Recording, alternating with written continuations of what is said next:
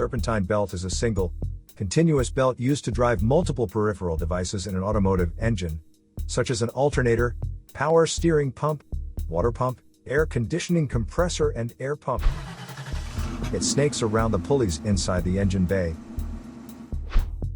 If your serpentine belt is failing, it may cause failure to start the engine, squeaky sound from the engine bay, and gradual battery power loss. It will turn on the check engine light on your dashboard.